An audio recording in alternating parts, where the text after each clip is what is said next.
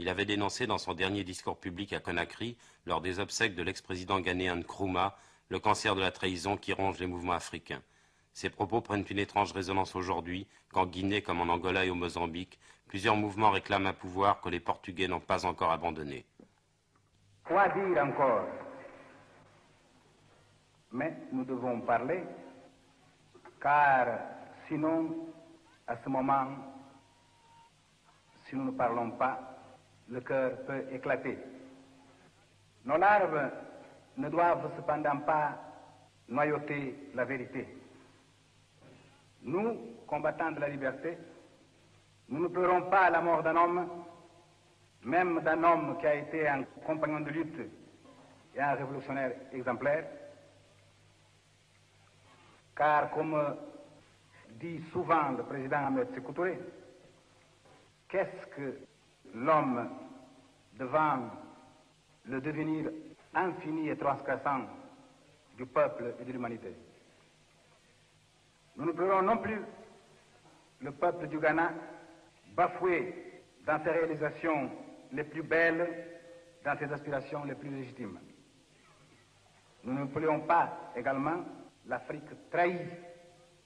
Nous pleurons, oui, de haine à l'égard de ceux qui ont été capables de trahir Nkrumah au service ignobile de l'impérialisme.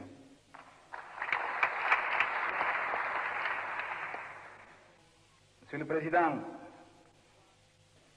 l'Afrique, en exigeant par la voix du peuple de la République de Guinée, interprété fidèlement comme toujours par le président Ahmed Sékou Touré, que Nkrumah soit placé à sa place de droit au plus haut cime du Kilimandjaro de la révolution africaine, l'Afrique se réhabilite elle-même devant elle-même et devant l'histoire.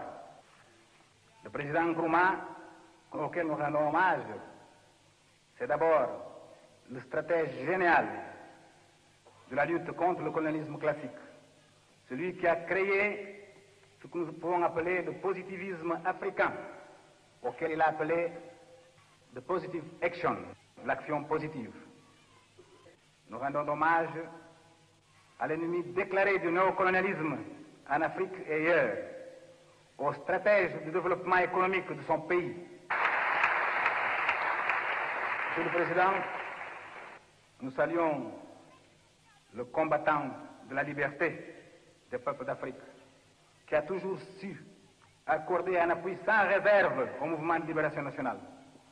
Et nous voulons vous dire ici que nous, en Guinée aux îles du Cap-Vert, s'il est vrai que le facteur primordial pour le développement de notre lutte à l'extérieur de notre pays a été l'indépendance de la République de Guinée, le nom héroïque du peuple guinéen le 28 septembre 1958, il est vrai aussi que si nous sommes partis vers la lutte encouragée, cela a été beaucoup dû à l'appui concret du Ghana et particulièrement du président Nkrumah.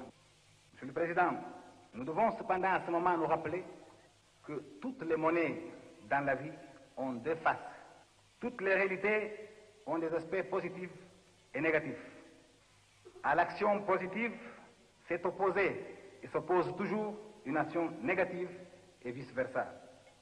Jusqu'à quel point donc le succès de la trahison au Ghana est-il lié ou non lié à des problèmes de la lutte de classe, des contradictions de structure sociale, du rôle du parti et d'autres institutions, y compris des forces armées, dans le cadre d'un nouvel État indépendant? Jusqu'à quel point, demandons-nous à nous-mêmes, le succès de la trahison au Ghana est-il ou non lié à une définition correcte de cette entité historique et artisane de l'histoire qu'est le peuple et à son action quotidienne en défense de ses propres conquêtes dans l'indépendance? Ou jusqu'à quel point le succès de la trahison n'est-il pas lié au problème majeur du choix des hommes dans la Révolution? Méditer sur cette quelques questions nous permettra peut-être de mieux comprendre la grandeur de l'œuvre de Nkrumah, de comprendre la complexité des problèmes qu'il a dû affronter combien de fois seul. Des problèmes qui nous permettront sûrement de conclure que tant que l'impérialisme existe, un État indépendant en Afrique doit être un mouvement de libération au pouvoir ou il n'en sera pas. Qu'on ne vienne pas nous affirmer que Nkrumah est mort à cause d'un cancer de la gorge ou d'autres quelconques maladies.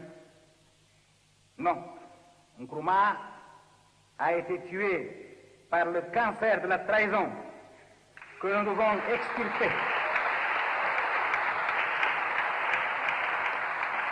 Par le cancer de la trahison dont nous devons extirper les racines en Afrique si nous voulons vraiment liquider définitivement la domination impérialiste sur ce continent.